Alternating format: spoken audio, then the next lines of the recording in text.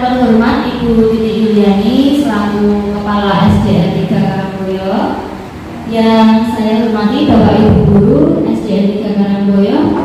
Marilah kita memanjatkan puji syukur kehadirat Allah SWT karena pada siang hari ini kita dapat berkumpul di sini dalam keadaan sehat walafiat. Sholawat serta salam senantiasa kita turunkan kepada junjungan Nabi kita Nabi Muhammad SAW yang senantiasa kita nantikan syafaatnya di yaumul akhir. Bapak Ibu yang saya hormati, saya selaku pembawa acara sekaligus penyaji materi pada kegiatan aksi nyata menyebarkan pemahaman dan penerapan pengalaman budaya positif di SDN 3 Karangboyo akan menyampaikan susunan acara sebagai berikut. Yang pertama yaitu pembukaan, yang kedua sambutan dari kepala sekolah, yang ketiga materi inti, dan keempat penutup. Marilah bersama-sama kita buka acara pada siang hari ini dengan bacaan basmalah bersama-sama. Bismillahirrahmanirrahim. Selanjutnya acara yang kedua yaitu sambutan dari Kepala SDN 3 Karangboyo kepada Ibu Titi Yuliani. Kami persilakan.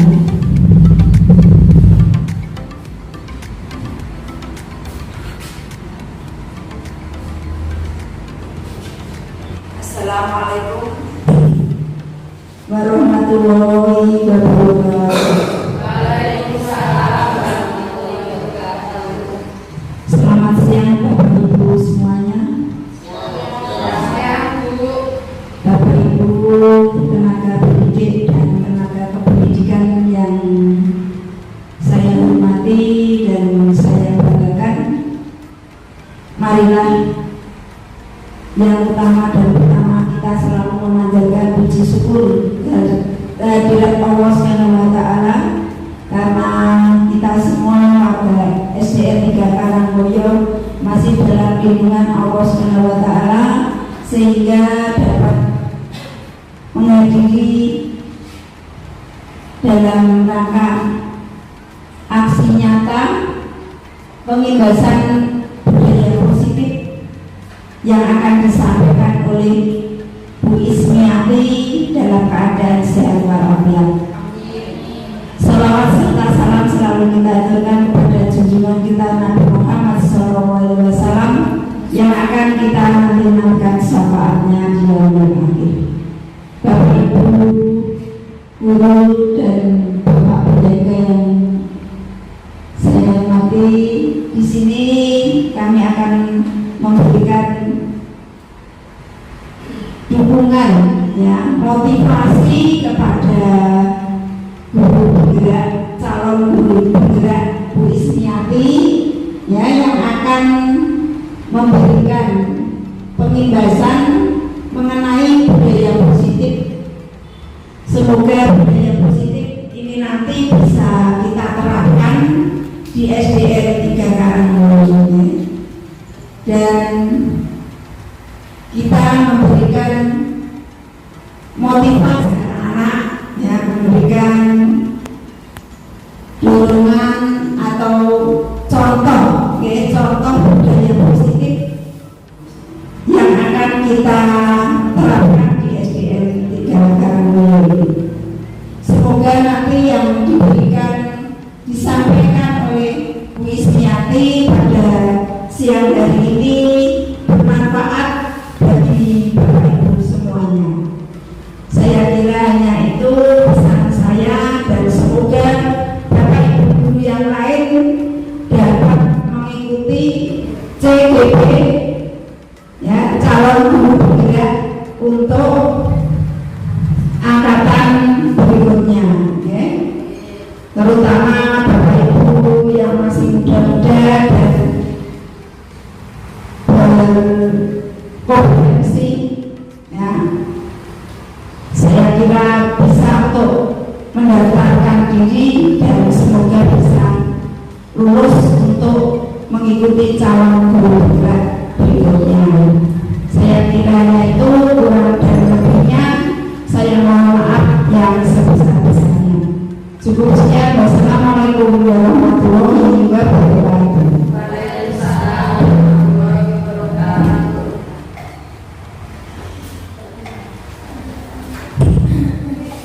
Terima kasih Bu Titi atas sambutan dan pesan-pesannya.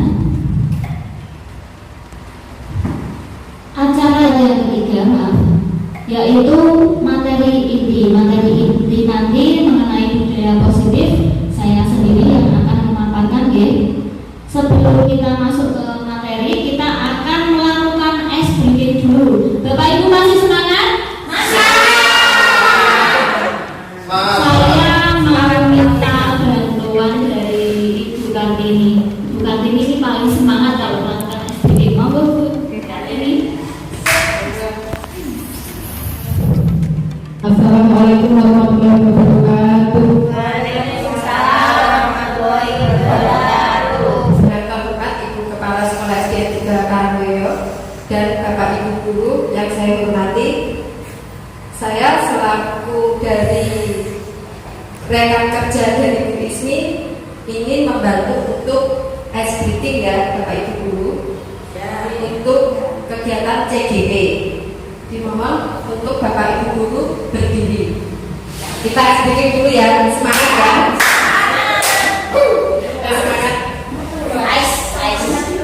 Contohnya kayak gini hitungan. Ayo Bapak Ibu Guru, 1, 2, 3. Pada hari Minggu ku turut ayah ke kota. Tepuk tangannya 1 kali Nah jangan nanti kalau 2 kali mah dapatnya nasi juga. Apa? Kalau ini dari kanan terus ke kiri Kalau dari sini tuh nanti tangannya Gitu aja Bu Kartini. Ada kanan Oke. Sudah mulai. Pakai musik siap. Ayo semangat. Semangat sama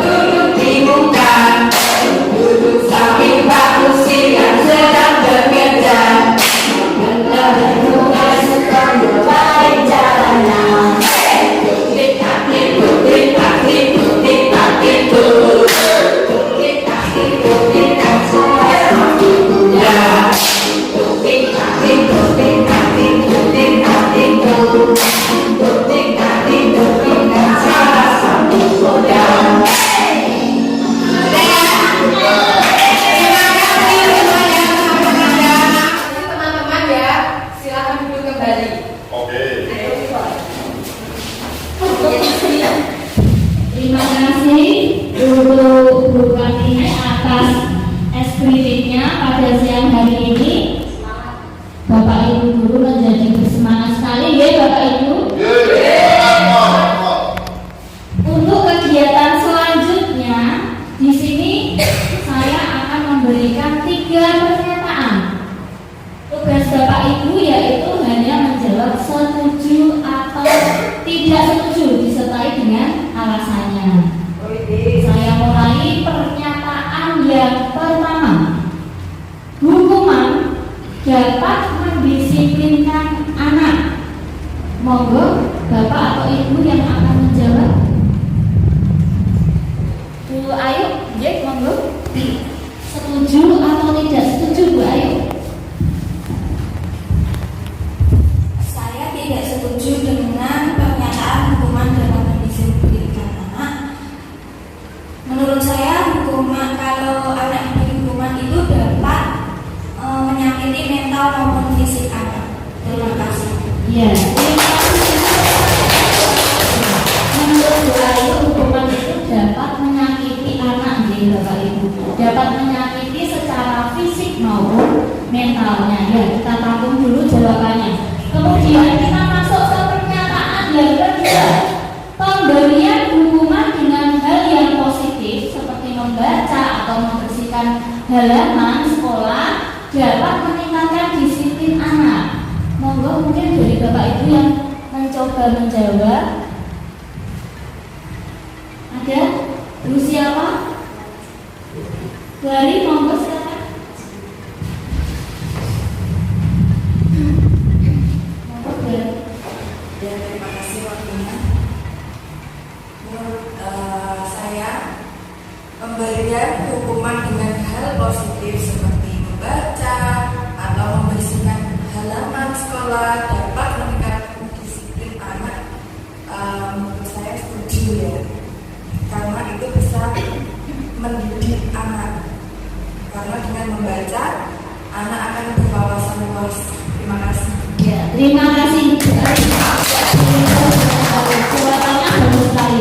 Membaca itu bisa memberikan wawasan. Dengan membaca anak menjadi bertambah ilmunya.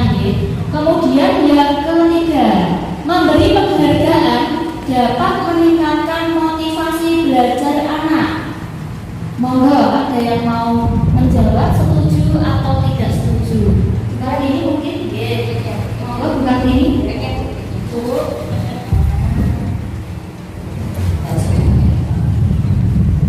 Terima kasih waktunya untuk Bu Ismi ya. Dengan pertanyaannya, karena saya setuju memberi penghargaan terhadap anak itu dapat memberi dorongan semangat untuk belajar anak. Terima kasih Bu Ismi. Ya, terima kasih Bu Penghargaan menurut Bu ini dapat meningkatkan motivasi belajar anak. Ya. Di sini nanti saya akan menyampaikan mengenai konsep inti budaya positif. Ada 8 ya. Ada perubahan paradigma belajar, kemudian disiplin positif, nilai-nilai kebajikan, kebutuhan dasar manusia, motivasi perilaku manusia, keyakinan kelas, posisi kontrol guru, serta segitiga restitusi. Kita mulai pada konsep inti yang pertama, yaitu perubahan paradigma. Di sini nanti Bapak Ibu guru akan saya berikan sebuah kegiatan. Bapak Ibu guru monggo untuk berpasangan dua-dua. Ada yang berperan sebagai A, ada yang berperan sebagai B. A ini nanti tugasnya menulis pada secari kertas tentang hal atau benda yang berharga menurut A.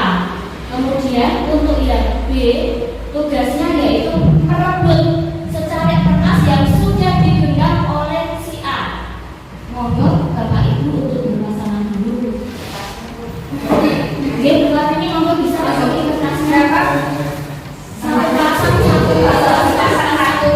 Ayo pasangan ini pasangan dulu. Monggo. Monggo kali sama bikin saja. Sama buat ini bisa saja. Monggo sing kali sing kula sinten mboten. Monggo dibagi mawon nggih. Siapa yang berperan sebagai A, siapa yang berperan sebagai B. Yang mengirimkan A nanti menuliskan.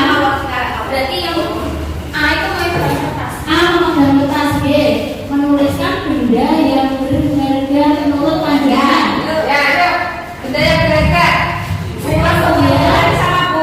Bebas ya ini ya? bebas. Boleh nama benda, boleh nama hewan, atau boleh nama apapun boleh. Berapa temannya? Satu saja. Nanti yang berperan sebagai A kalau sudah menuliskan nama benda yang berharga langsung digenggam. Kemudian yang B nanti tugasnya merebut. Pertama-tama rebutlah secara halus. Dengan nanti kalau tidak bisa sekali baru dipaksa ya Bapak Ibu, dipaksa. Ini bahasanya ada.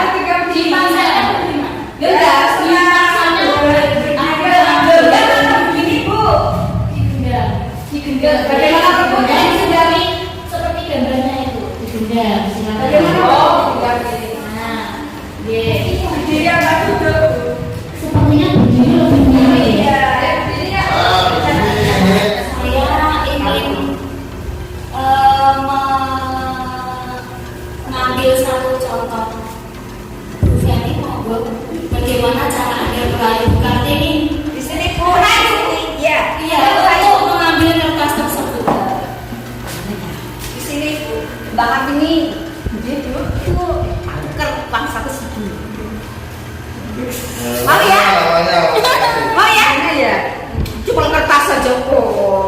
Uang 100.000 kan bisa buat beli susu anaknya, beli pemper. Kalau buat beli susu aja cukup itu aja, cukup gimana? Kalau daripada kertas kan, udah 100.000 berada bernilai. Ayo ya, ayolah kasih saya. Ayo. Masih belum berhasil. Ayo, Kita lihat. Monggo Bu Ani, bagaimana meraihnya?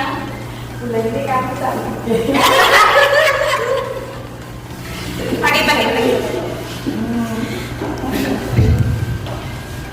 Bulan ini, apa boleh saya meminta kertas di genggamanmu? Ya boleh. Nanti saya punya hadiah yang istimewa. Kalau boleh saya minta, nanti akan saya kasih hadiah yang istimewa. Jika ternyata masih belum berhasil. Kalau belum berhasil dengan cara halus, mari kita coba dengan cara yang kasar. Sama apanya itu? Contohnya Pak Arya coba. Ini Pak. Enak saya. Mana mas? Sebetulnya di sini. Saya ambil sekarang. Pakai yang boleh.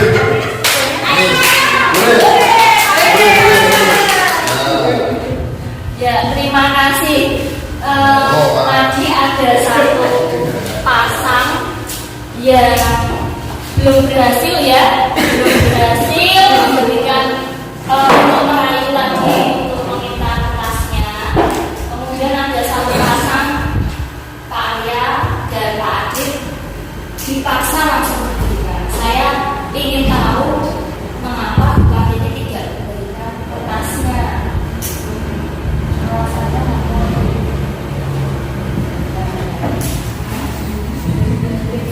Alasannya karena benda ini yang saya pegang itu berharga sekali.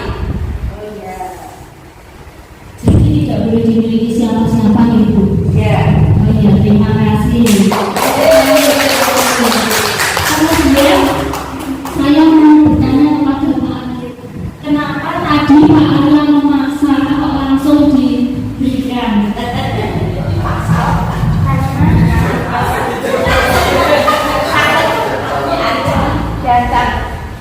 Karena mendapat ancaman dari Pak Arya. Sangat mengerikan beda. Terima kasih atas jawabannya Pak Adit. Tadi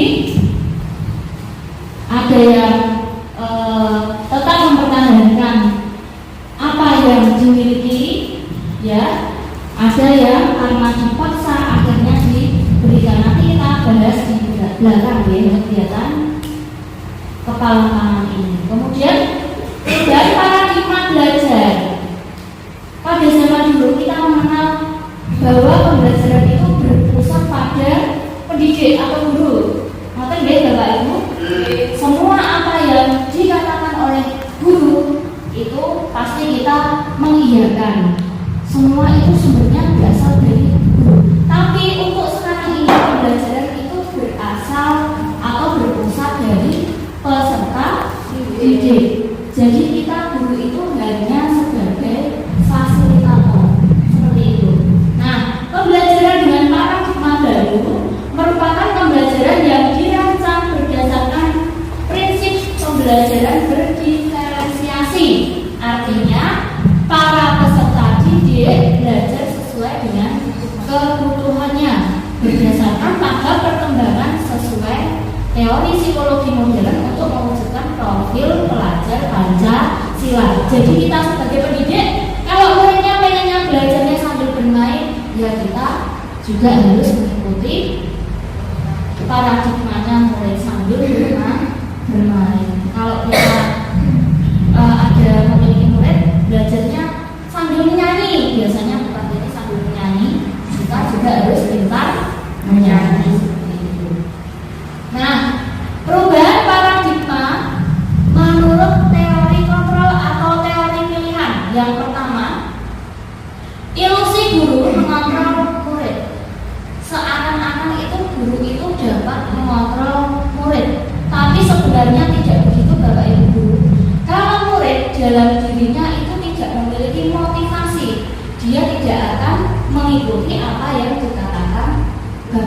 guru, ngoten nggih.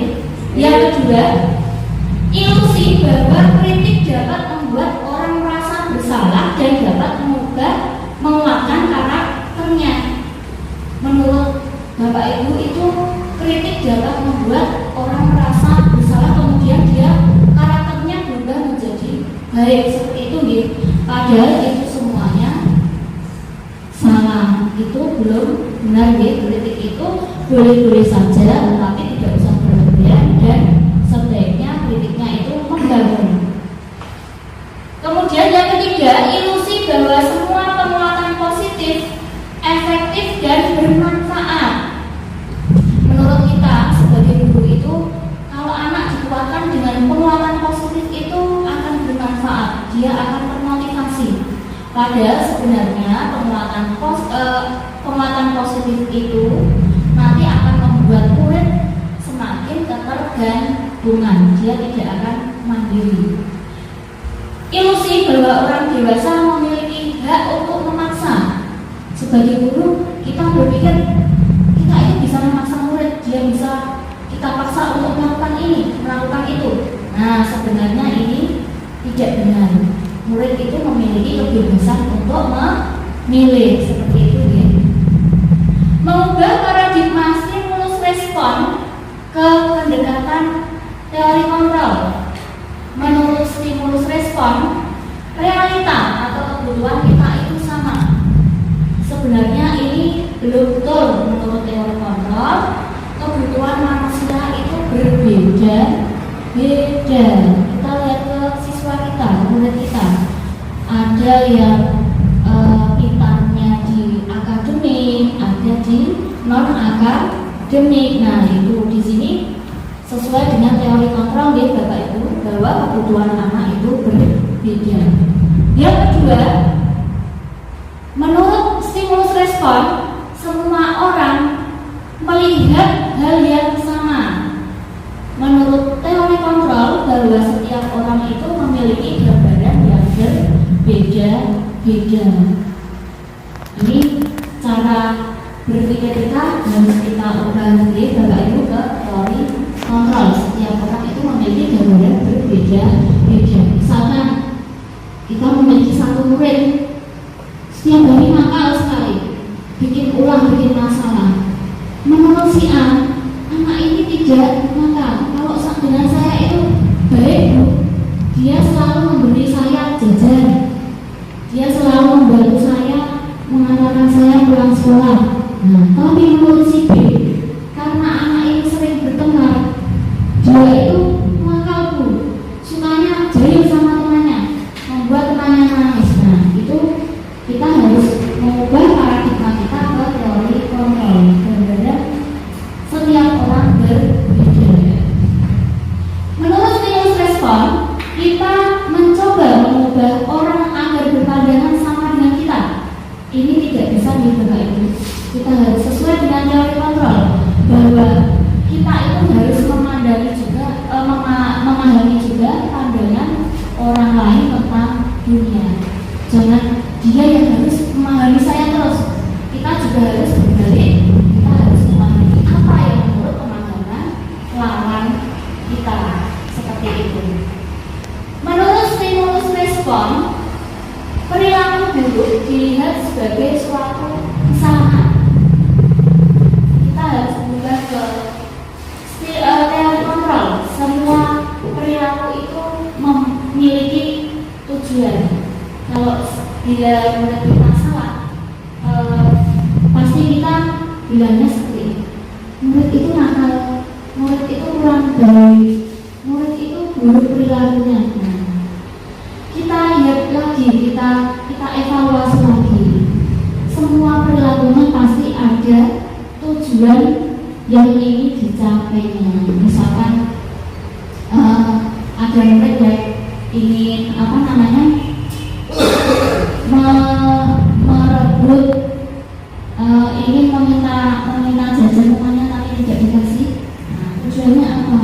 Oh, dia ingin makan jajan karena apa? Dia dari rumah tidak diberi uang saku. Jadi kita lihat dulu apa yang menjadi permasalahan, apa yang menjadi tujuan dari murid tersebut.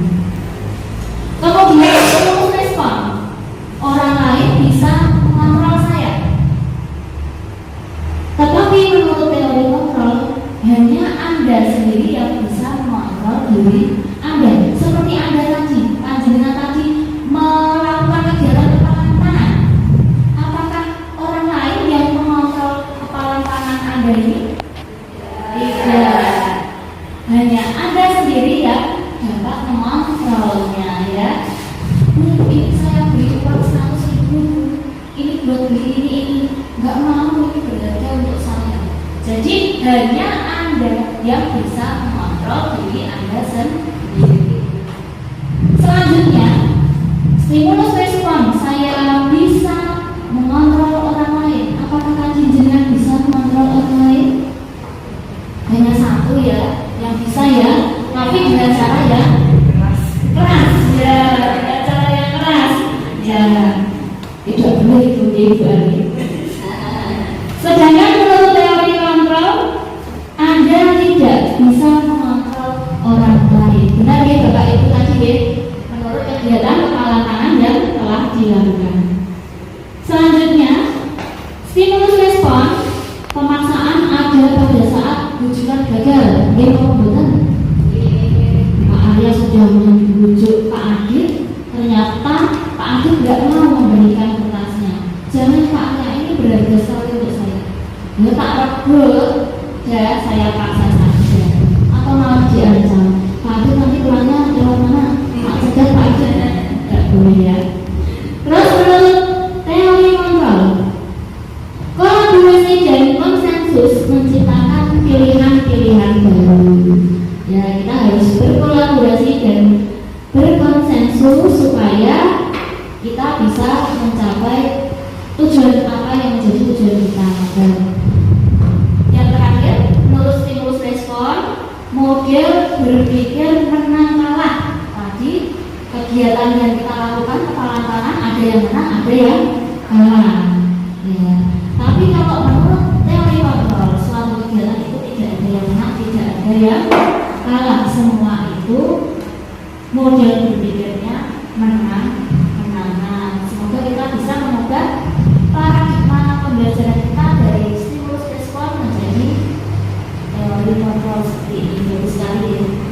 Kemudian konsep berikutnya disiplin positif.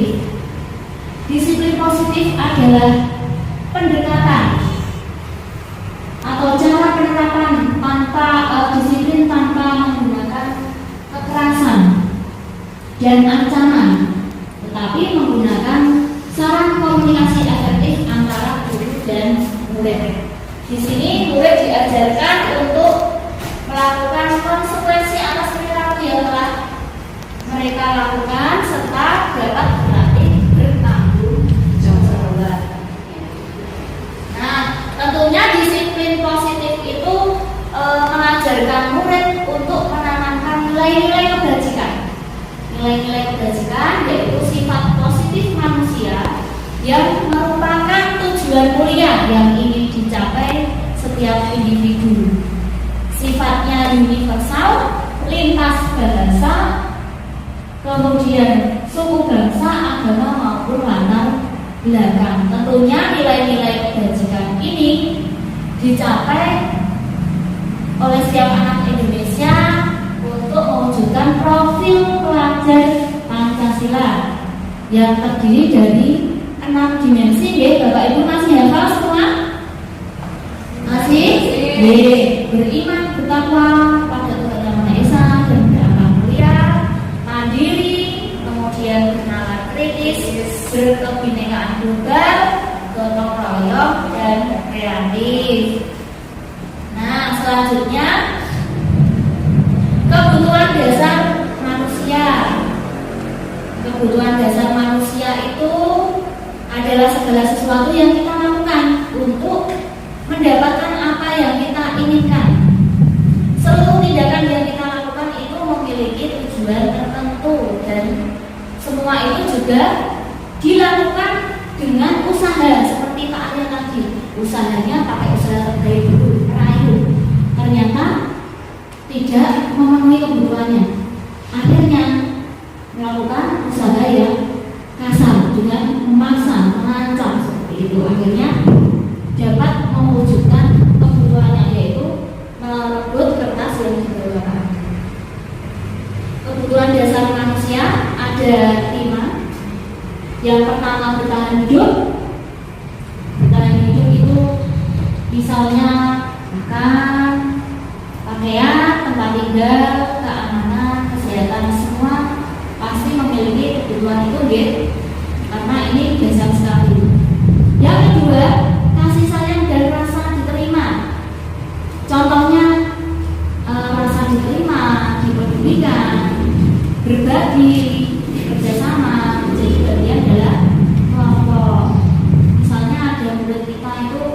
ya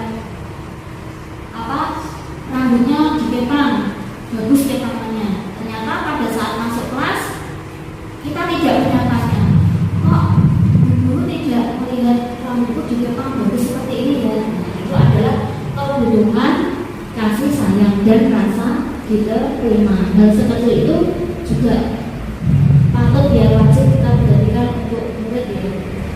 Yang ketiga, penguasaan harga diri, keinginan untuk dianggap memimpin, berprestasi, diakui dan dibina. Nah, misalnya di dalam kelas panjenengan pasti ada anak 1-2 anak yang kalau ngomong itu keras sendiri. Dia itu pengen didengar, pengen memimpin di dalam kelasnya. Nah, itu adalah kebutuhan penguasaan. Yang keempat, kebebasan meliputi mandiri, memiliki pilihan, mencoba hal baru, kemudian mampu mengendalikan arah dirinya. Misalnya ini, kok Bu Ismi itu ya belajarnya di dalam kelas terus, saya sekali-sekali pengen di luar, melihat pohon, melihat jalan raya, melihat mobil yang lewat. Berarti anak memiliki kebutuhan untuk kebebasan, mencoba hal baru. Kemudian kesenangan, bermain, humor, antusiasme dan tertawa. Misalnya, besok kita belajarnya kita ke taman bermain saja. Kita di sana bawa tali, bola dan lain sebagainya. Ternyata mengajak bermain, dia membutuhkan kebutuhan dasar kesenangan. Berikutnya, motivasi perilaku manusia. Motivasi perilaku manusia itu ada 2, ada motivasi ekstrinsik dan intrinsik. Motivasi ekstrinsik itu ada 2 macam untuk menghindari ketidaknyamanan atau hukuman. Yang berikutnya, yang kedua, untuk mendapatkan imbalan atau penghargaan dari orang lain. Yang tadi sudah saya singgung mengenai penghargaan. Saya tidak mau datang terlambat karena motivasinya apa? Untuk menghindari hukuman. Saya kalau upacara harus memakai topi dan dasi, motivasinya apa? Juga untuk menghindari hukuman karena tidak ingin dihukum oleh bapak ibu guru misalnya, seperti itu. Kemudian mendapatkan penghargaan.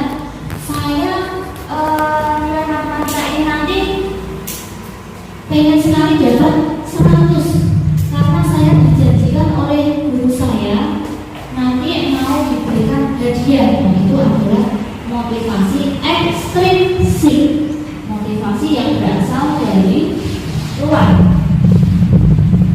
Kemudian yang ketiga adalah motivasi intrinsik, itu untuk menjadi orang yang mereka inginkan dan menghargai diri sendiri dengan nilai-nilai yang mereka percaya.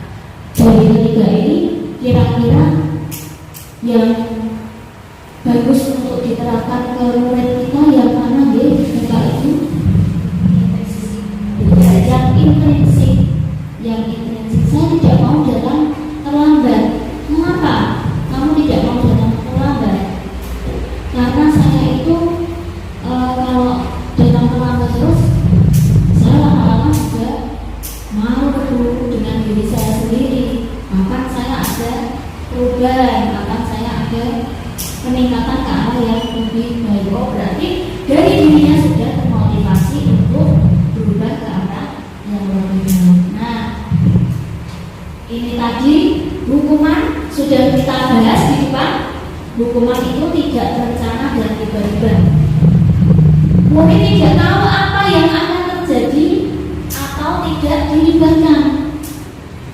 Bersifat satu arah, berupa fisik atau psikis. Berarti kita tidak boleh Bapak Ibu, karena dapat menyakiti secara fisik dan secara psikis. Yang kedua, konsekuensi. Kalau konsekuensi itu terencana, disepakati sesuai peraturan. Murid tetap dibuat tidak nyaman. Di sini sikap guru selalu memonitor murid. Nah, yang ketiga, restitusi. Kalau restitusi itu proses menciptakan kondisi bagi murid untuk memperbaiki kesalahan. Proses ini dilakukan kolaboratif.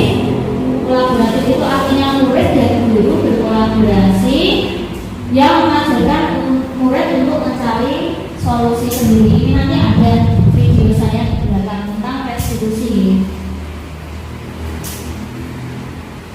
Yang selanjutnya dihukum oleh penghargaan. Nah, ini tadi ada di pertanyaan awal tadi ya, dihukum oleh penghargaan. Bahwa sebenarnya penghargaan itu tidak efektif untuk diberikan. Karena apa? Nanti kalau kita tidak memberikan penghargaan, murid pasti akan mengeluh. Kamu sudah dapat nilai bagus A, kenapa boleh tidak memberikan saya hadiah?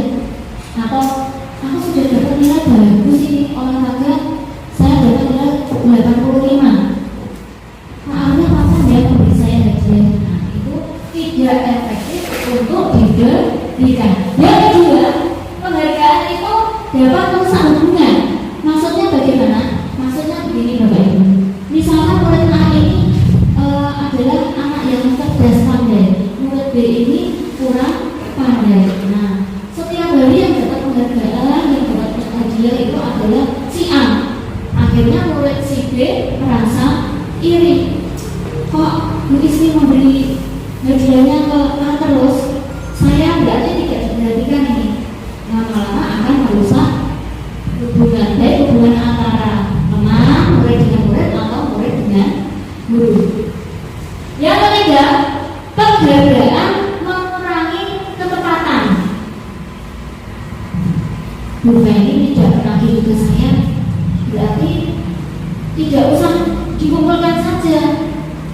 Besok tidak diberi hadiah. Kalau kemarin kan ada hadiahnya, saya semangat untuk mengumpulkan tugasnya. Contohnya seperti itu. Mungkin Bapak Ibu dulu pernah mengalami, dulu ya pernah mengalami. Sekarang kan sudah ada kurikulum merdeka, sudah mempelajari ya, banyak sedikit sudah mempelajari. Kemudian penghargaan itu menurunkan kualitas atau menurunkan semangat motivasi anak. Tidak ada hadiah dari Bu Ariati, nggak usah mengerjakan tugas buat apa. Nah, itu menurunkan kualitas anak. Besok tidak usah PR, tidak usah dikerjakan, tidak ditanyakan gurunya. Biasanya gurunya memberikan bintang, sekarang tidak ada, yang nggak usah dikerjakan. Itu menurunkan kualitas. Kemudian penghargaan juga menurunkan kreativitas. Seperti itu, contohnya seperti kita tadi. Jadi kita simpulkan penghargaan tidak boleh diberikan kepada murid. Penghargaan sebaiknya kita berikan dengan penghargaannya pernyataan yang penguatan positif saja. Namun sekarang banyak peningkatan ya, bisa datang lebih awal seperti itu. Nah di sini Bapak Ibu saya sediakan pertanyaan. Bapak Ibu nanti menjawab pertanyaan 1 sampai dengan pertanyaan berapa itu? Apakah itu hukuman atau konsekuensi? Yang pertama, mencatat 100 kali di dalam buku kalimat saya tidak akan terlambat lagi karena terlambat bersekolah. Hukuman atau konsekuensi? Monggo dijawab sama-sama, tidak apa-apa. Hukuman. Konsekuensi. Ada yang hukuman, ada yang konsekuensi. Kita tahu dulu. Yang kedua, lari mengelilingi lapangan 2 kali karena terlambat hadir ke sekolah. Itu hukuman. Ya, kita tampung, nanti kita cocokkan. Murid diminta untuk push up 15 kali karena tidak menggunakan masker.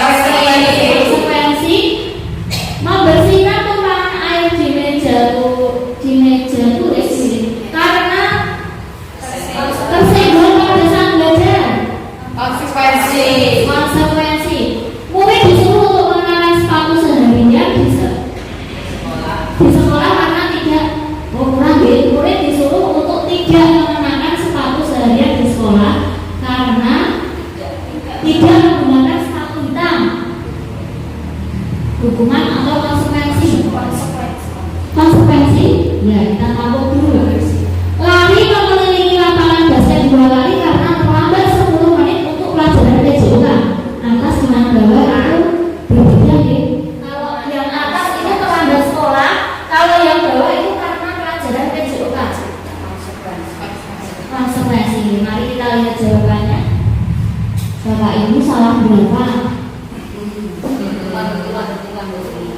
Hukuman, konsekuensi, hukuman. Nah, berarti kalau tersenyum itu masih ada yang salah. Salah satu, gitu.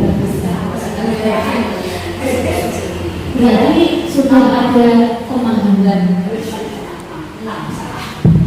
Nah, selanjutnya yaitu keyakinan kelas. Keyakinan kelas adalah nilai-nilai kebajikan yang diyakini oleh warga kelas untuk menumbuhkan motivasi internal dan budaya positif baik di kelas maupun di sekolah. Untuk memahami keyakinan kelas, monggo buka ini stikimannya dibagikan ke masing-masing Bapak Ibu. Sekarang kita akan melakukan kegiatan membuat keyakinan kelas ya Bapak Ibu. Silakan untuk kelas pada siang hari ini Bapak Ibu tuliskan nilai-nilai keyakinan yang Anda yakini. Kita akan membuat keyakinan kelas.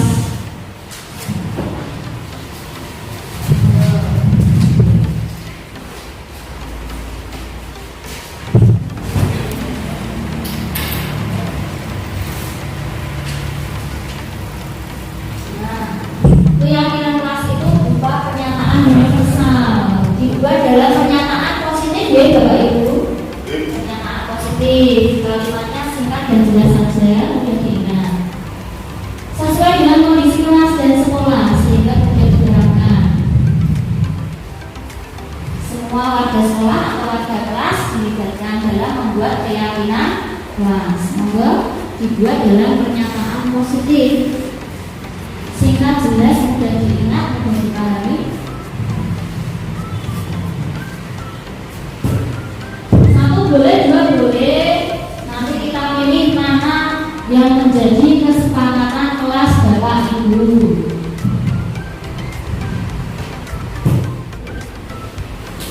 Kalau sampun silakan ditempel di kertas warna kuning karena nanti kita diskusikan lagi.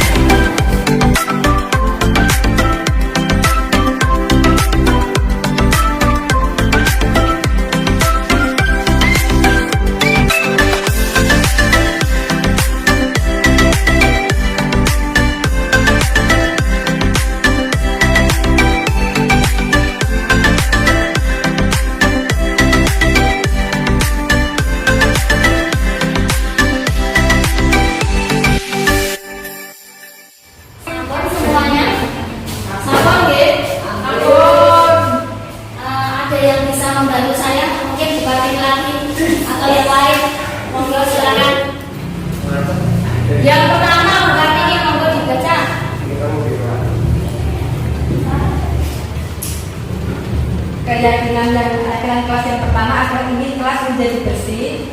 Satu, memberikan jadwal tiket kepada murid-muridnya.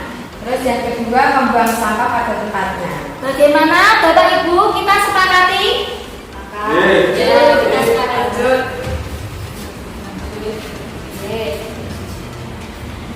Yang kedua, kelasnya bersih. Hampir sama, nggih? Selanjutnya adalah yang ketiga, keyakinan kelas yang ketiga adalah bersikap sopan kepada seluruh warga sekolah. Bagaimana kita sepakati?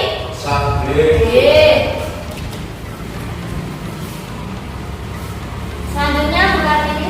Selanjutnya keyakinan kelas yang keempat adalah saling menghormati. Terus yang kedua selalu bersikap positif. Bagaimana? Dipakai? Sepakat. Kemudian selanjutnya adalah saling menghargai sesama teman. sama nggih dengan yang tadi ya, lanjut seperti ini sama. Selanjutnya saya pengen kelas yang bersih dan nyaman. Sama nggih, tadi ada kebersihan nggih sama terus seperti ini. Selanjutnya keyakinan kelas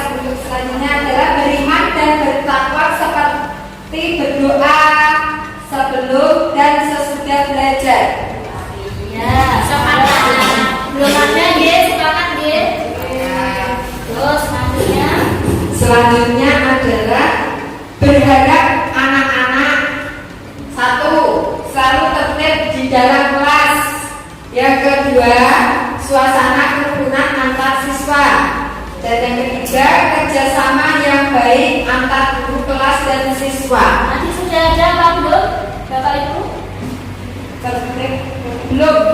Belum ada. Silakan ditempel.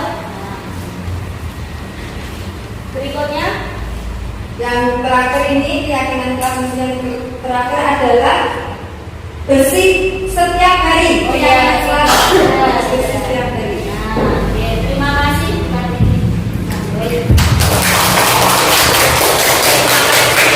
Untuk ini, itu tadi adalah pembentukan keyakinan kelas yang bisa Bapak Ibu terapkan di kelas ya. Nah, ini saya sudah pembuatan keyakinan kesepakatan kelas di kelas saya di kelas 6 seperti itu. Masing-masing murid menuliskan gagasannya kemudian ditempel.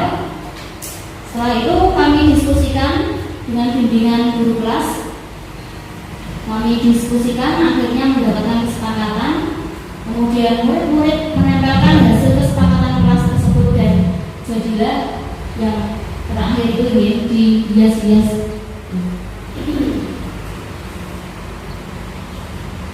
Kemudian 5 posisi kontrol guru. Posisi kontrol guru itu ada 5. Ada penghukum, pembuat rasa bersalah, ada sebagai teman, pemantau, dan manajer.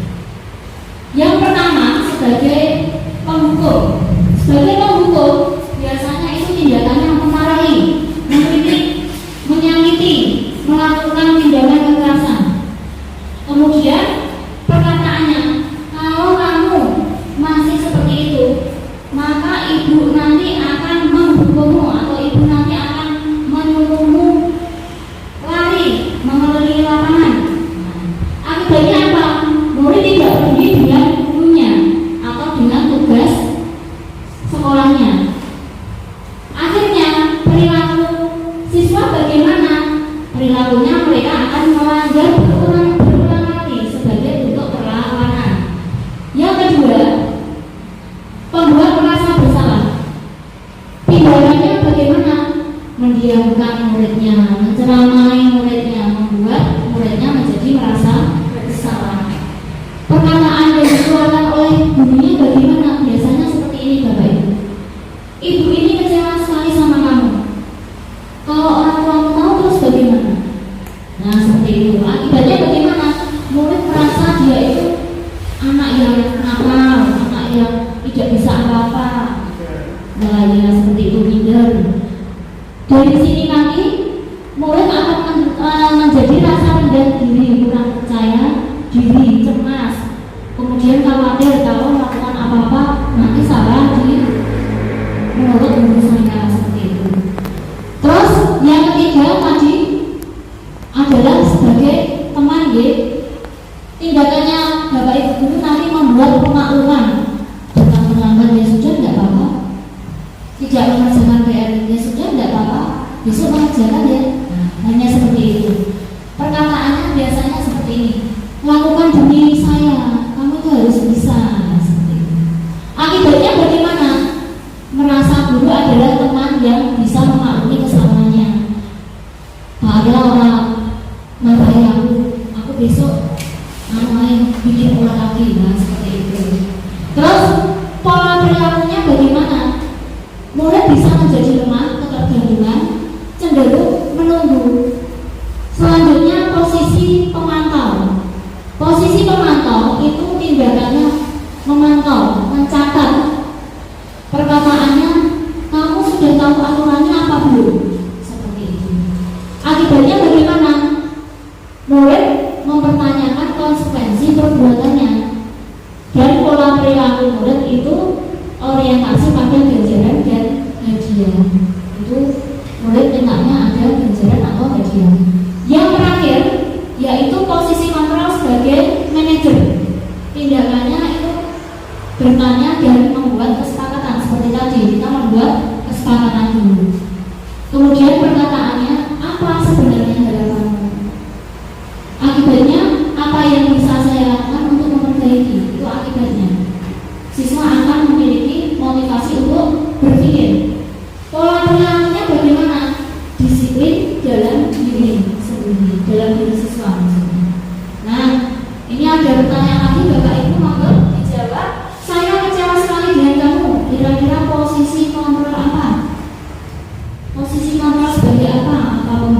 bersalah atau menghukum atau pembuat rasa bersalah, kita tahu dulu. Kamu tidak pernah benar melakukannya. Kira-kira penghukum, ayolah lakukan demi ibu atau bapak. Teman, apakah kamu mau mendapatkan stiker bintang hari ini? Bagaimana? Pemantau. Bagaimana kamu bisa menyelesaikan masalah ini? Manajer. Jadi kita tampil dulu. Kamu selalu yang paling terakhir. Membuat rasa bersalah. Kita lihat kunci jawabannya, ya. Bapak Ibu benar berapa? Iya, memang hampir mirip ya Bapak Ibu. Yang pertama membuat orang merasa bersalah, kemudian penghukum, teman, pemantau, benar sekali. Yang kelima manajer, terakhir penghukum. Seperti itu. Ketiga, restitusi adalah suatu proses dialog yang dijalankan oleh guru agar dapat menghasilkan murid yang mandiri dan bertanggung jawab. Langkah-langkahnya ada 3, ada menstabilkan identitas, validasi tindakan yang salah, dan menanyakan keyakinan. Untuk menstabilkan identitas, guru berkata berbuat salah itu manusiawi, tidak ada manusia yang sempurna. Bapak Ibu juga pernah berbuat salah seperti itu. Kita bisa menyelesaikan masalah ini, atau mungkin Bapak Ibu tidak tertarik untuk mencari tahu siapa yang benar, yang salah. Bapak Ibu tertarik untuk menyelesaikan masalah kamu. Atau bisa juga kalau kamu menyalahkan dirimu sendiri terus-menerus, apakah kamu bersikap baik pada dirimu sendiri? Nah, itu menstabilkan identitas. Kemudian tahap kedua, validasi kebutuhan. Guru akan berkata seperti ini, kamu bisa saja melakukan hal yang lebih buruk, tapi kamu tidak melakukannya. Atau kamu pasti punya alasan mengapa kamu melakukannya. Apa yang penting bagi kamu? Kemudian kamu boleh tetap berusaha menjaga sikap itu, tapi tambahkan sikap yang lain dan baru. Maukah kamu belajar cara yang lain untuk mendapatkan yang kamu butuhkan tanpa harus memukul? Apakah kamu bisa melakukan dengan lebih baik besok lagi? Ini dia Bapak Ibu. Selanjutnya menanyakan keyakinan. Guru akan berkata, apakah nilai yang kita percaya di kelas kita? Nilai-nilai universal apa yang telah kita sepakati? Kelas yang ideal itu seperti apa? Kamu ingin menjadi anak seperti apa? Apa yang kamu rasakan ketika kamu melakukan itu? Kamu menjadi orang yang seperti apa? Nah, ini adalah tahapan restitusi. Untuk contoh dari penerapannya sudah saya laksanakan di kelas 6.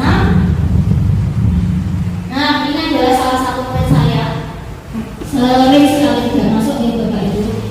Seminggu tidak masuk, minggu berikutnya masuk lagi 1 hari 2 hari. Minggu berikutnya lagi tidak masuk lagi. Terus saya lakukan restitusi dengan anak tersebut. Saya ingin tahu sebenarnya mengapa dia seperti itu. Mari kita simak videonya. Mas ya, kamu tahu apa tidak kalau aku sini mengambil langkah sini? Ya, kemudian kata saya tidak masuk sekolah itu. Iya. Nah, kira-kira kalau kamu sendiri tidak masuk sekolah itu, kita sudah berkenal sama kamu. Ya, Mas ya, di sini tahu setiap manusia itu pasti bersama dia. Termasuk juga di sini juga bersama sama. Nah, pasti kalau kamu itu sendiri tidak akan sekolah.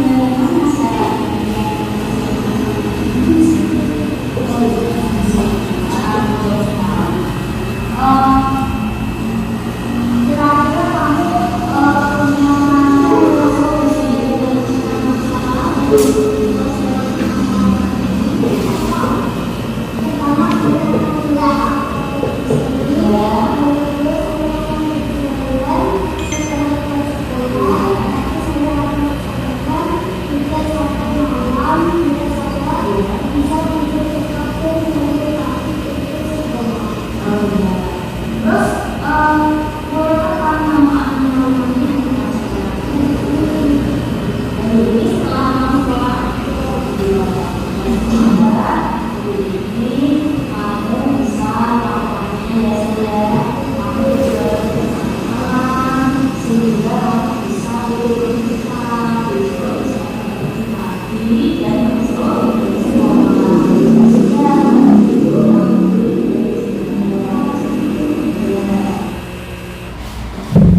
Bapak Ibu, itu tadi adalah contoh dari restitusi yang sudah saya lakukan di kelas 6 dengan salah satu murid saya. Dari materi pada siang hari ini, mari kita bersama-sama melakukan refleksi.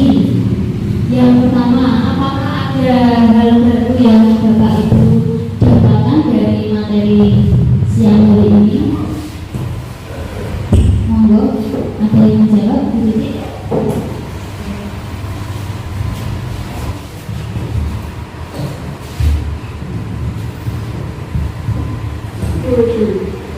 Terima kasih waktu yang diberikan kepada saya. Dari pemaparan budaya positif yang disampaikan oleh Bu Ismi pada hari ini sangat bagus.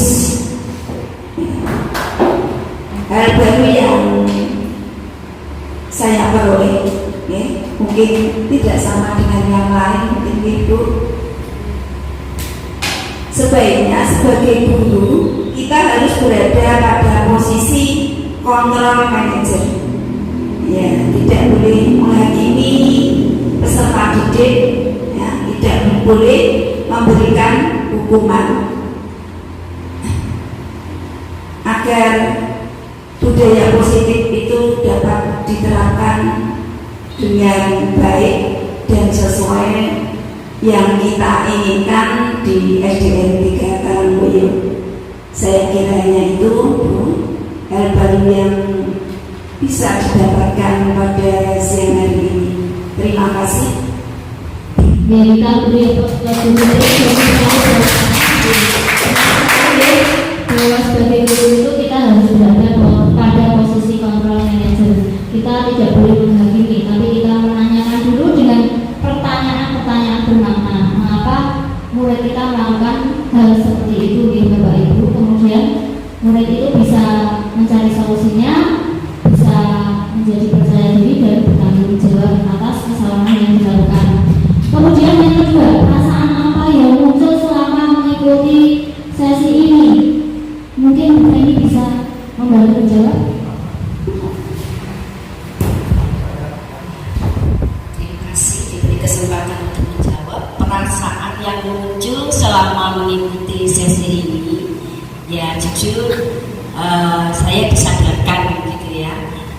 Saya percaya juga kita semua rekan-rekan di sini disadarkan bahwa kami sebagai pendidik harus benar-benar mengontrol diri, karena kami sebagai pendidik ini juga menjadi teladan buat anak-anak supaya anak-anak bisa mengikuti teladan dari kami dan bertumbuh menjadi pelajar Pancasila begitu. Jadi perasaan yang muncul selama mengikuti sesi ini senang karena kita mendapat satu teguran, kita mendapat satu kekuatan buat kita untuk semangat lagi mendidik anak-anak, membimbing anak-anak. Ya, terima kasih untuk ini masukan untuk kita semua, Bapak Ibu. Kemudian yang ketiga, saya akan menjadi among yang seperti apa setelah mengikuti sesi ini? Bu Yanti, tolong membantu menjawab.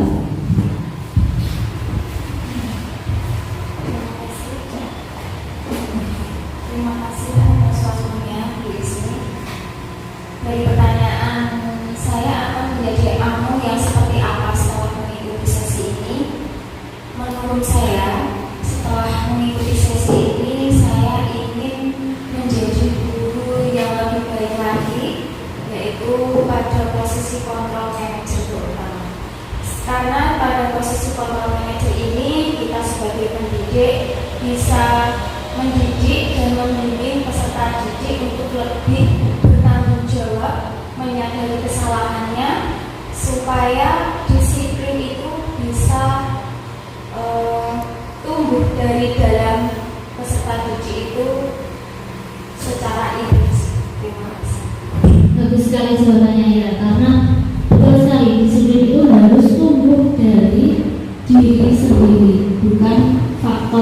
prinsip ya. Selanjutnya terakhir, mari kita tuntun murid kita sesuai dengan serangannya, sesuai dengan apa yang telah dicetuskan oleh pengajar firman Allah. Terima kasih Bapak Ibu atas waktunya untuk siang hari ini. Semoga kita semua. Saya akhiri dulu, saya cukupkan dulu. Mohon maaf apabila ada salah.